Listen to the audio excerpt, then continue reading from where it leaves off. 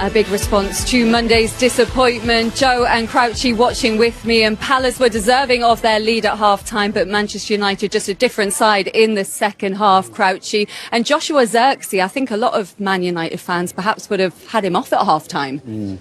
Yeah, like I say, I said at half-time, I just want more from him, because he walked past us. I look at the size of him and I think, you know, you can bully defenders. Mateta was doing it first half, and Zirkzee wasn't. He is a frustration at times, because there is a player in there somewhere, and I think he can, with Bruno Fernandes's deliveries as well, I think he can get on the end of a little bit more, and some of his hold-up play needs to be a little bit better. But this was fantastic. It was obviously from the training ground, because Bruno knew exactly where he was going to be. He actually found himself offside, Zirkzee. You see here, way offside, and it's a great place to be, because the defenders can't get hold of you, they can't get hold of your shirt, they can't muscle you. You can make that run kind of almost free, really. And what he did here was he took his time. I mean, this isn't a goal from a player who hasn't scored in a year, because he lets it bounce a couple of times, takes his time, and what a finish, Joe. Yeah, it's a fantastic finish. What he done really well there on the second bounce is the patience he took. You know, like Crouchy said, it's not a player who's not scored in a year. Looked very, very composed. Looked confident, didn't he? Do you need him just further forward, not dropping deep as much? Yeah, aggression. And then sometimes when you're a forward and you're not getting amongst the goals, your tendency sometimes is to drop deep and get touches.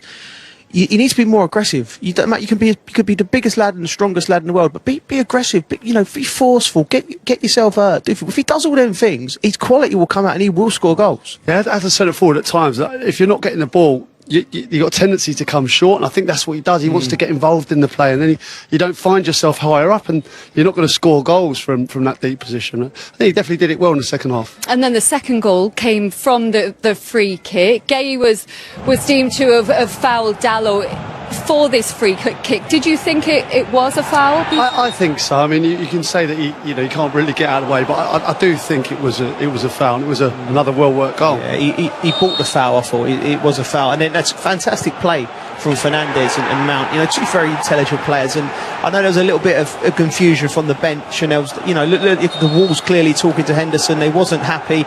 You know, Fernandes recognises that, rolls it, and it's a wonderful strike. You know, Henderson just gets a bit flat-footed there, but it's right in the bottom corner. It bounces just in front of him. I think when you take that quick one, yeah, it causes panic, and the wall breaks. You feel gaps, and as soon as you move it that little couple of yards, it's enough to create havoc with the wall. Man United, 10 set-piece goals now, joint most with Arsenal, excluding penalties. They've been really strong in that area, Joel. Yeah, you have to give the manager credit and his staff. You know, he's come under a lot of fire because he's Manchester United manager, and the results haven't been deemed to be where they should be.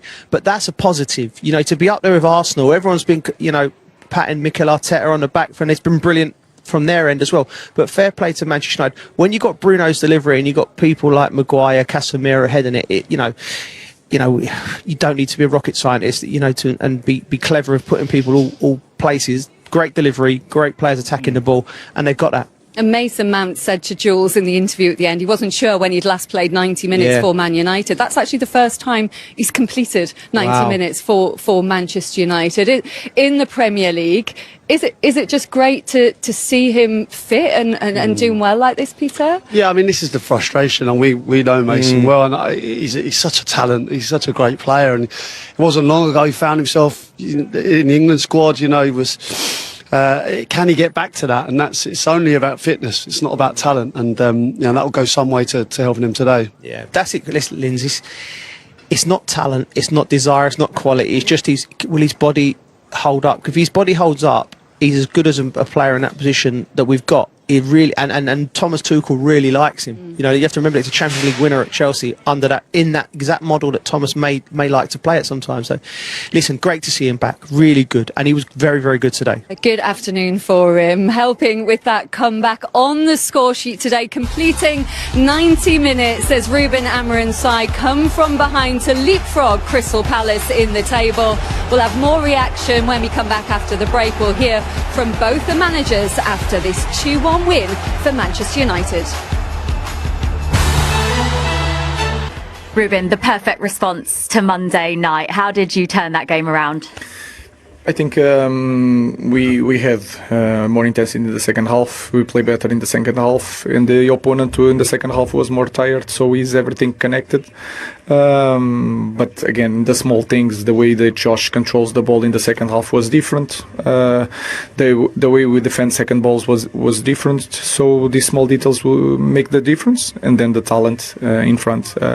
We scored 2. Both of the goals coming from set pieces today. Is that something you've been working more on, because you've now got the joint most in the Premier League along with Arsenal? Yeah, it's so important in our league because it's hard to play against every opponent, and you can sense by throw-ins, free kicks, corner kicks, to score a goal, to open the game, to give more confidence to the team. So if you look at Premier League, if you don't work on set pieces, you are losing the game already. It's been almost a year since Zirkzee's last Premier League goal. What can that now do for his confidence? It's so important for a striker to score goals. He's not playing many minutes, but the way he responds in the second half is really important. It's more important than just the goal. Again, the small details, win one first ball for us to win the second ball, the connection, that is so important for our game, and the goal is really important for the team and for him. We saw Bruno Fernandes feeling his hamstring towards the end of the game. You can't afford to lose him for any matches, can you? No, it was a kick. I was shouting at him because he needs to earn. We make a substitution in the end. He needs to talk to the bench, but he said it was like just a kick. So everything is okay. How important is it now to back this win up today with another one at home against West Ham next? It's important to win every game, and again today was once again the proof that if you play the same way, but we increase the way we fight for every ball in the small details, the certainty on the pass, the movements. If we work on that in the different pace, we can beat anyone. So let's try to show that in the next game. Congratulations. Thank you very much. Well, they will try and build on that win. Yeah, congratulations, guys. How much did you need that after Monday night, and to get a win on the road as well, because they've not come easy for United this season? Yeah, we've not found it easy away from home this season. Obviously a very difficult result in the last game, so we know we needed to bounce back, and that's what we spoke about before the game. I thought we showed good character to come back, obviously, after the 1-0 down first half. So yeah, it was about reacting in the change room second half, and I thought we did that really good. We come out and we were at it. Joshua, your first Premier League goal in almost a year, and you absolutely thumped it in as well. How much of a relief was it to see that go in? Yeah, great feeling. You know, it's always a good feeling to score, but most importantly, just got us back into the game, and yeah, just this guy scored in a pretty good goal as well after. So yeah, it was all about 3 points today, and just very happy that we got him. So very important. The manager has spoken about the pressure of playing for Manchester United. How much have you felt that in that period of time without a goal? Yeah, I mean, it's one of the biggest clubs in the world, and you have to perform. So if you don't score for a long time, it could get to you. But I'm surrounded by great players, great people, and you know, we help each other every day. So they made it quite easy for me. And yeah, today is just a reward, I think, for you know, patience, hard work, you know, trying to be consistent, and I'm just thankful to them, manager as well, staff, everyone. So yeah, good environment.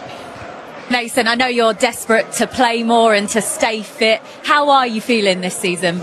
I'm feeling good. Yeah, the win obviously was massive today, but also for me to play the full game. I can't remember, I haven't done that in a while, so I've been feeling really, really good recently. No problem. So yeah, I'm enjoying my football, and when you have days like this in front of the fans like this, so it makes it all worth it. Well done, guys. Thank you. Cheers. Thank you. Big smiles there from Mason Mount and Joshua Zirkzee, both on the score sheet in that second half as Man United come from behind to beat Crystal Palace, to leapfrog the Eagles in the table. More reaction on that Man United win to come, and we also have another great week of sport to come on TNT Sports as the Ashes returns following a dramatic first test in Perth.